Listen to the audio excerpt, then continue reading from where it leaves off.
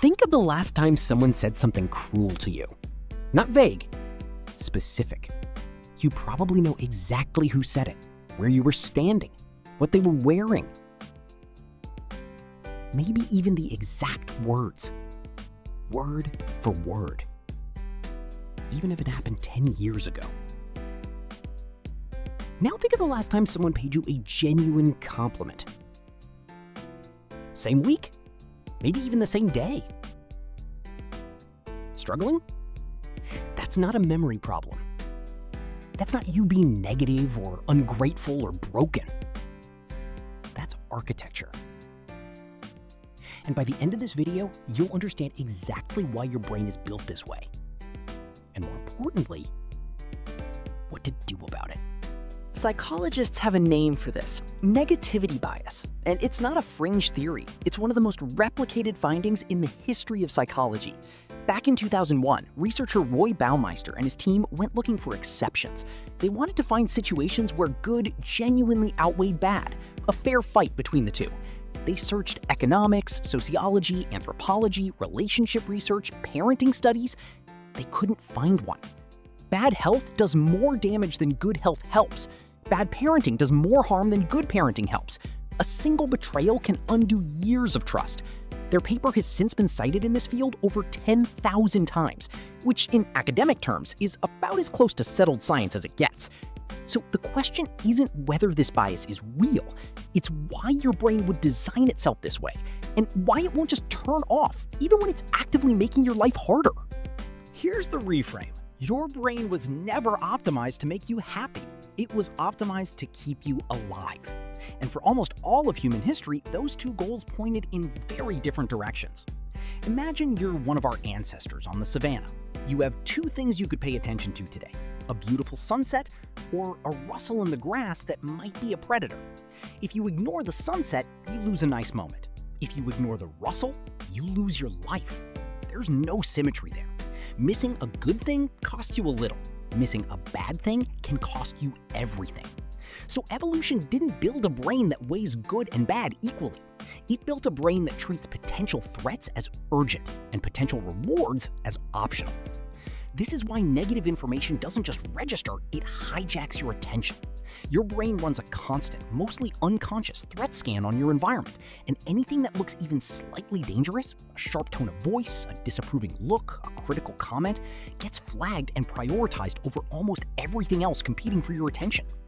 That compliment you forgot, it never got flagged as urgent. Your brain filed it as nice to have and moved on. The insult? Filed as possible threat to my survival. Pay attention. Even though rationally, you know a rude comment at work isn't a lion in the grass. Your brain doesn't know the difference. It's still running ancient software on modern hardware. So why doesn't this system just switch off once we're safe?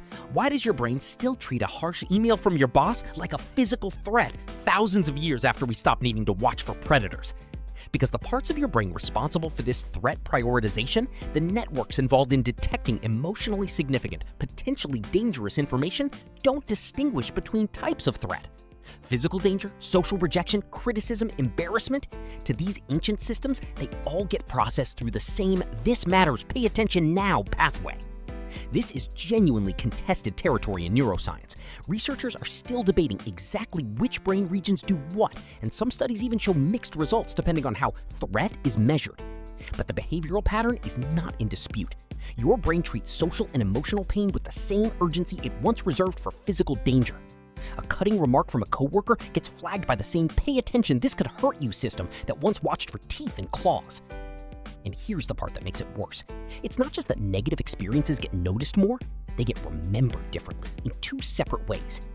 First, negative memories tend to get encoded with more vivid, detailed clarity, higher resolution, more sensory detail, more of the scene preserved. Second, and this is a completely separate mechanism, negative experiences get replayed more often. That's rumination, your brain pulling the memory back out again and again, uninvited. So it's not one problem, it's two. Your brain files the bad moment in higher resolution, and it keeps opening the file without asking you. That's why the insult from 10 years ago still feels sharp. It wasn't just recorded well, it's been rewatched 1,000 times since. Left unmanaged, this creates a genuinely lopsided internal record of your own life. Relationship researchers have found something striking. It takes roughly 5 positive interactions to offset the emotional damage of a single negative one. Not 1 to 1, 5 to 1, just to break even. Which means if you're not actively working against this bias, your brain's internal ledger of you, your relationships, your competence, your worth, is being written almost entirely by your worst moments, while your best moments quietly get erased from the record. That's how one offhand comment from years ago can still shape how you see yourself today, while 100 kind things people have said about you barely register at all. This isn't a character flaw, but left alone, it will absolutely shape your self-esteem, your relationships, and how safe you feel in the world. Not because the good things didn't happen, but because your brain was never designed to keep score fairly. The good news? Once you know the mechanism, you can work with it instead of against it.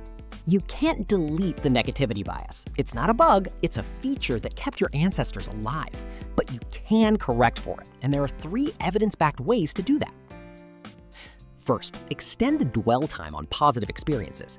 Remember, negative memories get encoded vividly, partly because your brain lingers on them. You can do the same thing on purpose with good moments. When something good happens, don't let it pass in half a second. Give it 15 to 30 seconds of actual attention. Notice details. That deliberate lingering helps your brain encode it with the same clarity it gives threats for free. Second, interrupt the replay. Don't just try to stop it.